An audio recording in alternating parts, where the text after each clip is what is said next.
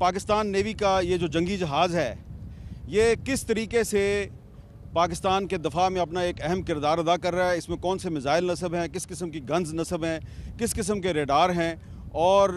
ये जहाज़ जो है इसको दुनिया का जदीद तरीन जंगी जहाज़ क्यों कहा जाता है। ये PNS तैमूर का क्वार्टर मास्टर है। क्वार्टर मास्टर वो होता है जो जहाज़ को स्टीयर करता है, और यहाँ से बैठकर जो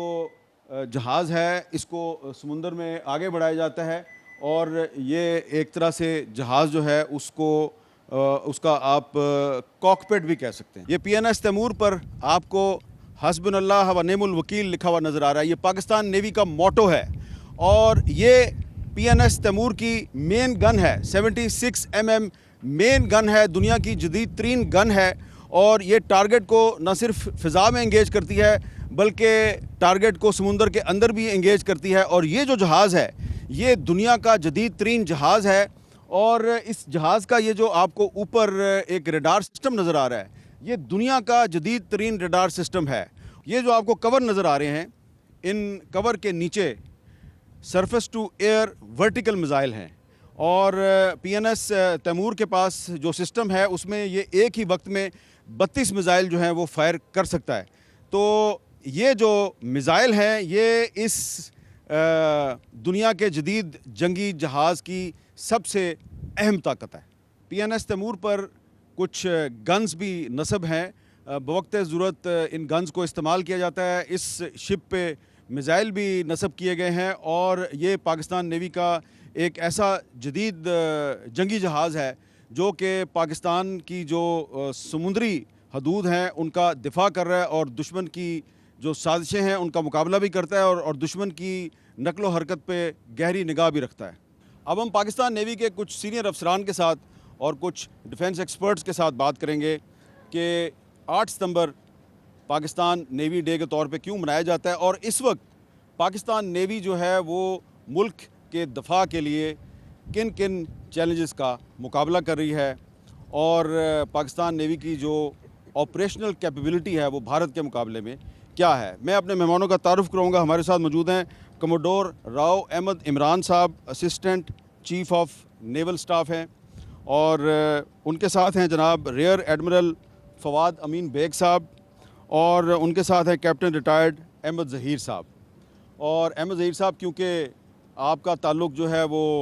एजुकेशन के साथ भी है, हिस्ट्री के साथ भी है, आप एक पुराने अफसर हैं पाकिस्तान नेवी के, आप सबसे पहले हमें ये बताएं कि 8 सितंबर को नेवल डे के तौर पे क्यों मनाया जाता है। जी, इस दिन 1965 में पाकिस्तान नेवी ने बहुत ज़बरदस्त मार्का किया था, और अपने से 3 गुना बड़ी नेवी को उन्होंने चैलेंज किया था, और हमने जाके उनकी साहिली हदूद के समुद्री हदूद के अंदर साहिल के करीब 6 मील पे जाके उनके कोस्टल टाउन द्वारका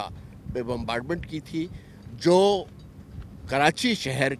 के ऊपर हवाई जहाज़ डायरेक्ट कर रहा था, और एयरफोर्स ने हमें कहा कि जी इस रेडार को रिमूव करना बहुत ज़रूरी है। और ये 8 सितंबर का दिन था। ये रात है, 7 और 8 के दरमियान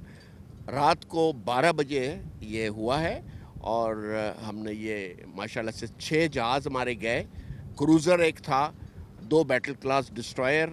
और 3 दूसरे डिस्ट्रॉयर और 1 फ्रिगेट, और इन्होंने, और हमारी सबमरीन PNS गाजी जो बम्बे के बाहर बैठी हुई थी। अच्छा, फवाद अमीन बेग साहब, आप ये बताइए कि इस वक्त हमारी जो नेवी है उसको अगर हम कंपेयर करें इंडिया के साथ, तो उनकी अफरादी क़ुव्वत हमें ज़्यादा नज़र आती है, लेकिन ये जो मई के महीने में 3-4 दिन की जंग थी, तो इसमें हमने देखा कि इंडिया का एक बहुत बड़ा एयरक्राफ्ट कैरियर था, वो पहले करीब आया फिर उसको भगा दिया। तो उनकी अफरादी क़ुव्वत ज़्यादा है,